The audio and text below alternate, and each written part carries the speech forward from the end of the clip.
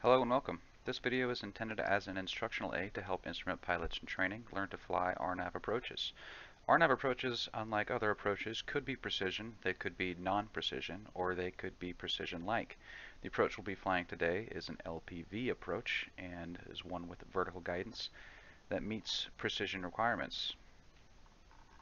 For additional information, refer to this two-page document available from the FAA or with a quick Google search for the title that you see there, and you can read all about it.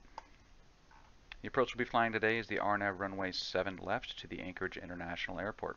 This is a WAAS approach. WAAS is Wide Area Augmentation System. Our final approach course is 74 degrees. We will load that into the system as we reach the final approach course. In the meantime, we'll be setting our OBS indicator to the current heading required by the desired track on our GPS systems. We should begin by loading the approach.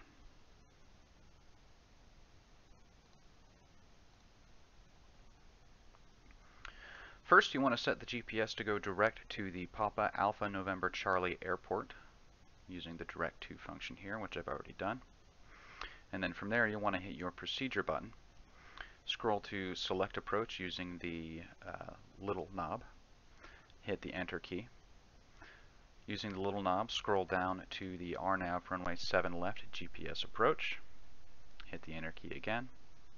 Scroll down to the CAB, which you'll see is marked as an initial approach fix. There are two initial approach fixes for this approach, the ESICI and the CAB intersection. We'll be using the CAB intersection as we are approaching from the southeastern quadrant of the approach course. Select that fix, hit the enter key. Use the little knob to scroll down to activate, and you should get a listing of the fixes which correspond with the chart. Hold the clear key to go back to your map page. Let's brief the approach. Again, this is the RNAV 7 left approach to the Anchorage International Airport. On landing, we'll have 10,600 feet of runway, plenty for a Cessna 172. We'll touch down at an elevation of 128 feet. We have our frequencies loaded appropriately. We have our ATIS in number 2 active. It's currently 400 feet overcast. Visibility is a nice 5 miles. Temperatures are appropriate. Altimeter is 902. No freezing conditions today. We would be talking to Anchorage Approach Control on 118.6 and would be followed by Anchorage Tower on 118.3. Ground control on 121.9. And I have those first two frequencies set, approach and tower, on our active and standby in our COM 1, and the ATIS in COM 2 active and ground control in COM 2 standby. For the purposes of this training, we'll be flying directly to the CAB intersection. We'll assume that we're already cleared for the approach by ATC. On crossing CAB, we'll make a right turn to a course of 029 and descend down to an altitude of 2,000 feet. We'll proceed along that course to the Nagil intersection. We'll make another right-hand turn to a course of 074 and descend down to 1,600 feet, where we will plan to intercept our glide path at the Webby intersection. We'll follow that glide path down to a decision altitude of 328 feet and have a required visibility of 1,800 RVR. RVR is a runway visual range. That shouldn't be an issue for us today. That'll bring us down to a height of 200 feet above the ground.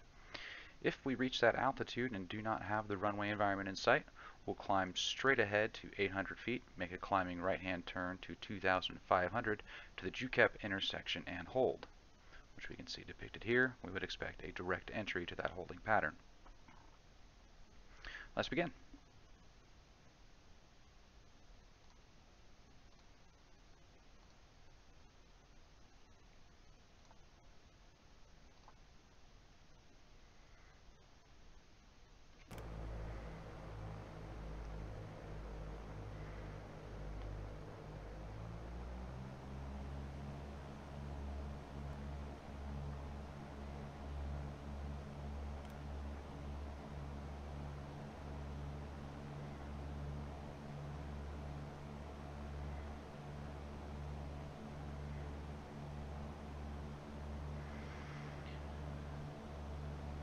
Looking at our screen, we can see that the magenta line never actually touches CAB. That's because this is a fly-by waypoint. The GPS will auto-sequence us to make the turn before we reach the course to bring us nicely onto the next segment of of the approach. Down at the bottom of the screen here, you can see that it's telling us we're going to expect a right-hand turn to 029 in about 5 seconds. We're going to go ahead and set our OBS indicator to 029.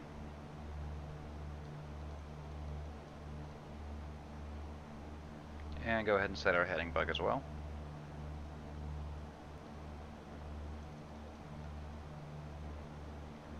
And from this point we can begin our descent down to 2,000 feet.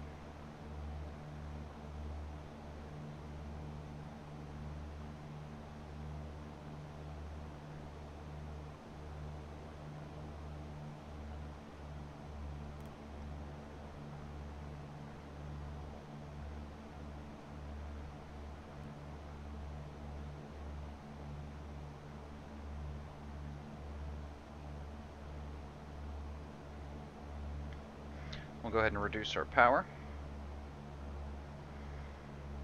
so that we don't gain excessive airspeed in the descent.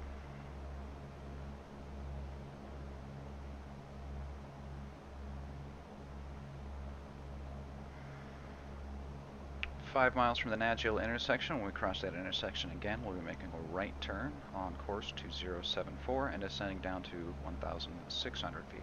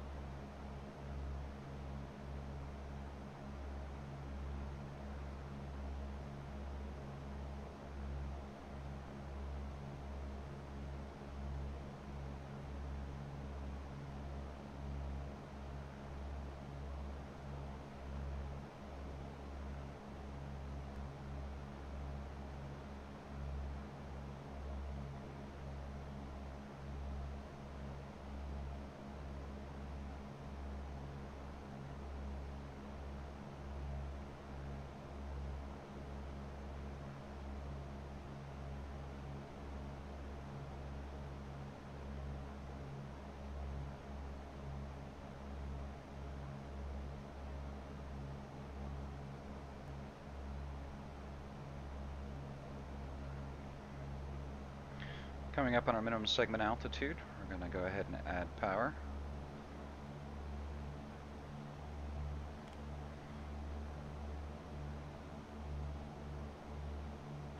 And level off at 2,000 feet.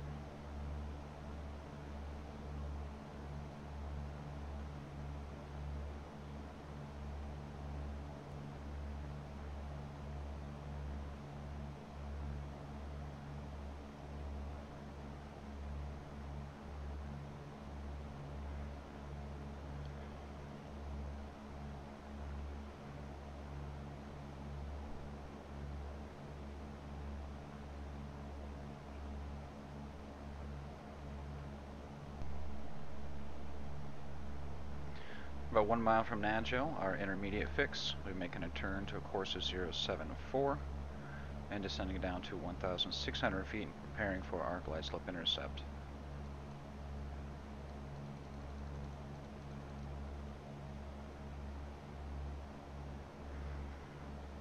GPS is giving us the indication. We'll go ahead and turn our OBS.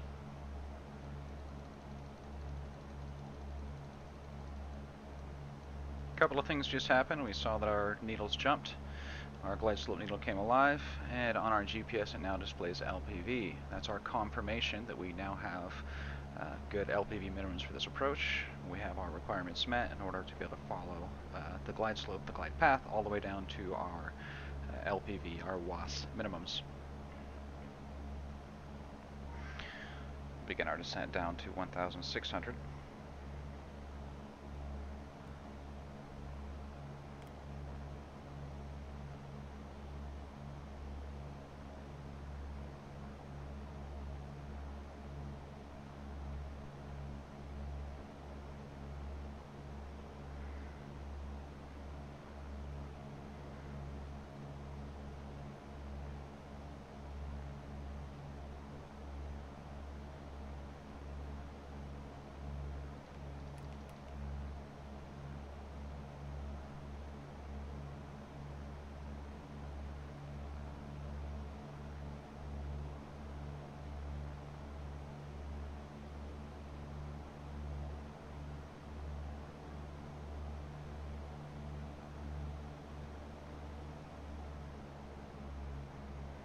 Again, make sure we reduce our power so we don't overspeed.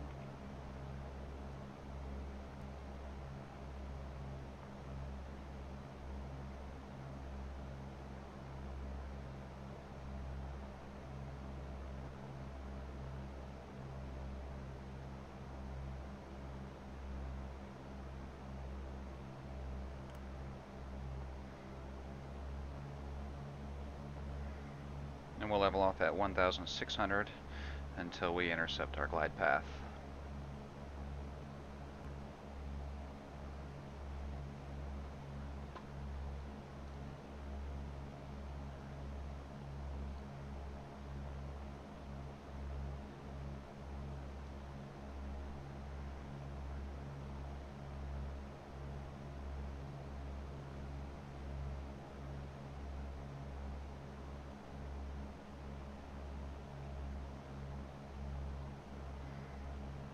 We're 2 miles from our final approach fix, the glide slope intercept.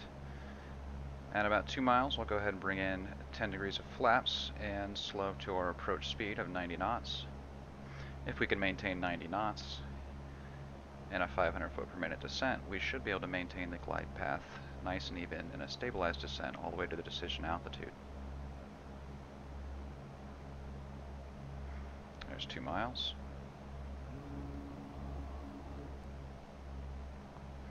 A little bit of a power increase for the moment to maintain our speed.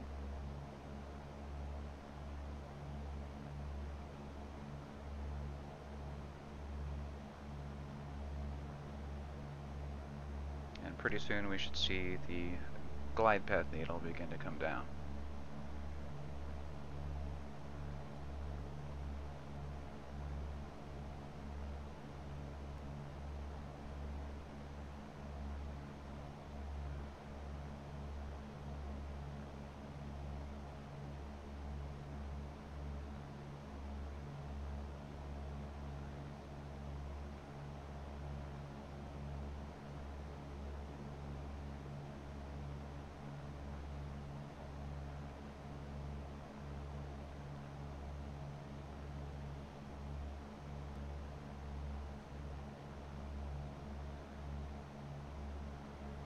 Glide path is alive.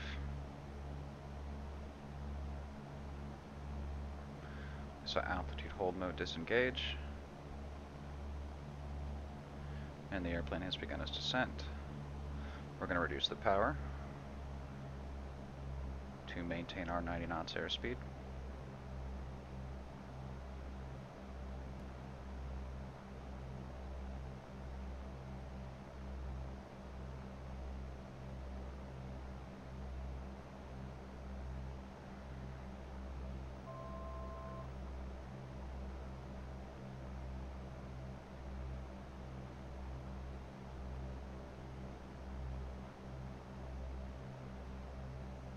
As we flew in on the LPV approaching the final approach fix, the course width was gradually decreasing from a terminal 1 mile to a LPV minimum 0.3 miles, 3/10 of a mile from full scale deflection on the CDI.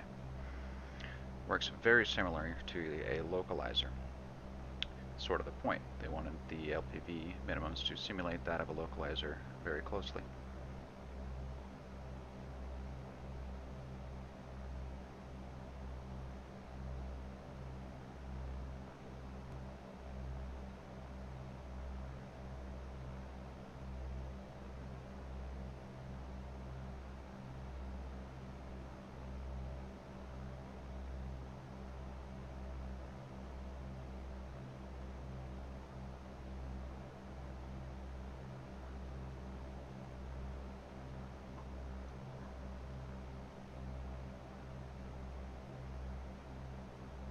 We're about 500 feet from our decision altitude.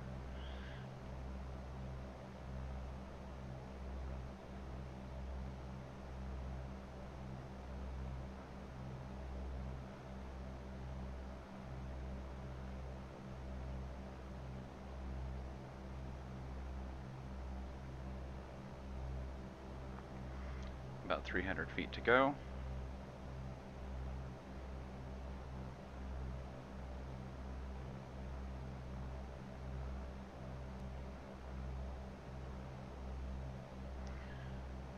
200 feet and we're starting to break out. We see the runway environment appearing in front of us.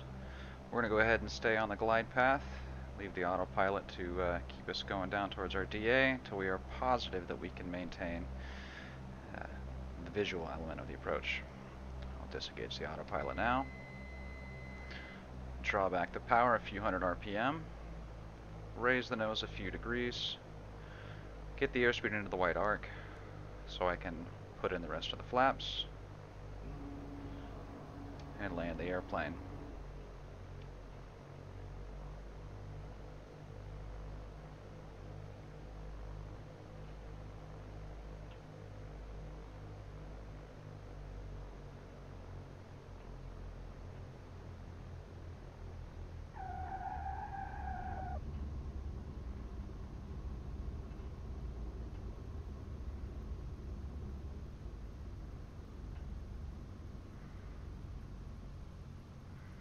This video was filmed in X-Plane with Track IR head tracking in OBS Studio and is intended for instructional use. Thank you for watching.